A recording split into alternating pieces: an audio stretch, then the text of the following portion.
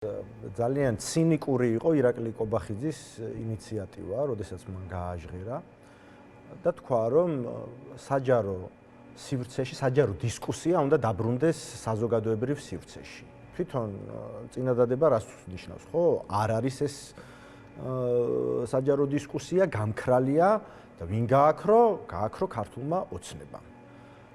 ახლა გადაწყვიტეს, რომ თურმე მნიშვნელოვანი ყოფილა დემოკრატიული საზოგადოებისთვის დებატები, რაც ცალკე აღებული ბუნებრივია ეს. ძალიან მნიშვნელოვანია. არ არის უმნიშვნელო ყოველ შემთხვევაში. არა, ეს არის ყველა დემოკრატიული სამყაროს და ყველა დემოკრატიული სისტემის და ყველა დემოკრატიული საზოგადოების დაუწერელი კანონი, რომ უნდა არსებობდეს დებატები. ჩვენი პარტია ლელო, როდესაც შეიქმნა 2020 წლის არჩევნებზე, მაშინ შევიტანეთ საკანონმდებლო ინიციატივა დებატების დავალდებულების შესახებ. რა თქმა უნდა, მათ შემოდეს ეს თაროზე.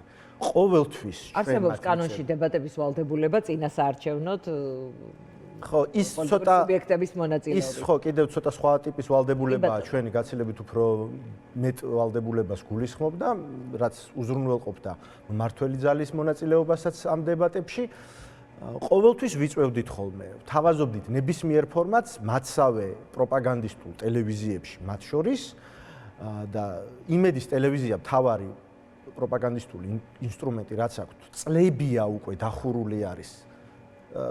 პირდაპირ შეხმიანება არ ყოფილა ამ პროცესში? არა, რა თქმა უნდა. რომ იყოს? არა, მოგახსენებთ მაგას. პირდაპირ ეთერი არის დახურული, ეს ქართული ოცნების რეალურ ნებასა და მიზნებზე წლების განმავლობაში უკვე მეტყველებს. მათ ეს დებატები არ სურდათ, მათ სათქმელი არაფერი აქვთ ქართველი ხალხისათვის იმ მნიშვნელოვან საკითხებზე, რომელიც ამდენი ხნის მანძილზე აწუხებდა საზოგადოებას და დღეს რო შევხედოთ, ხო, რამდენიმე მთავარი თემაა.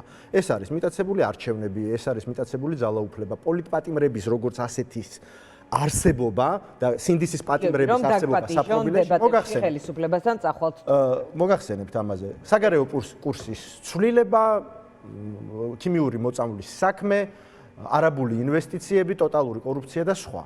ახლა ქართულ ოცნებას სურს რაღაცა დემოკრატიობანას თამაში, გასაგებია, ახსენეთ, ხო, როგორი პარტიებიც მოიწვია. არა, ცდილობთ ვერ ამის ჩვენება, თორემ მე არ მგონია, რომ ახლა იმ პარტიებში ვინმეს ახლა შეიძლება კომპეტენციას ან რაღაცნაირად ამ დებატებში ვერ გამოიჩინოს თავი და ასე შემდეგ. არ მაქვს არავის არასოდეს მე ვფიქრობ ოპოზიციამ ქართულ ოცნებას არ უნდა შეუწყოს ხელი თავისი პოპულისტური ზრახვების მარტივად განხორციელებაში. თქვენ შეუწყოთ თქვენ თავს ხელი ხელისუფლებასთან უპირატესობის წარმოჩენაში. მაგას გეუბნებით სწორედ, რომ ჩვენ ნებისმიერ დროს დარწმუნებული ვარ, ნებისმიერი ოპოზიციონერი პოლიტიკოსი მზად არის, რომ ნულოვან ნიშნულზე დატოვოს. იმ დღეს ვიყავი სხვათა შორის საზოგადოებრივ მაუწყებელზე, ჩემს შემდეგ აღარ მახსოვს, მე მგონი გორჯულაძე შემოდიოდა და ვეუბნებოდი თქვენს კოლეგა წამყვანს, რომ შემოიყვანეთ, აი დაარღვიეთ თქვენი გადაცემის ფორმატი. ნებისმიერ დროს. ეს ხო პრობლემა არ არის. ოღონდ დავასრულებ თუ შეიძლება რა.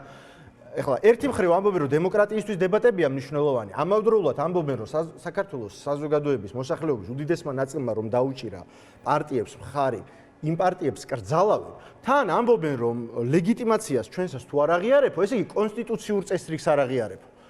მათგან განსხვავებით, რომლებმაც დაარღვიეს კონსტიტუცია, გავიდნენ კონსტიტუციური სივრციდან, ჩვენ ვართ ის პარტია, რომელიც ვრჩებით ერთგულნი კონსტიტუციური წესრიგისა. მაგრამ მათი ეს შერჩევითი მიდგომა და საერთოდ რაზე ვსაუბრობთ, ისინი ამბობენ, რომ მარტო მათ მოვიწვევთ დებატებში, ვინ ჩვენ გვაღიარებს. სოზარ სუბარი, რომელიც თავადვე მოიგონეს 2 წლის წინ, 3 წლის წინ, ვითომ ახალი პარტია შექმნა. მე 24-ის არჩევნების წინ დაატოვებინეს თავის პარტიის რიგები, მე შეიყვან ნებისმიერ დროს ჩვენ ხომ ვიცით, რომ ქართულ ოცნებას ამ თემებზე სასაუბრო არ აქვს, ეშინიათ გავანადგურებთ, მაგრამ მათი მზაობა ეს არ არის და ეს საზოგადოებამ უნდა იცოდეს.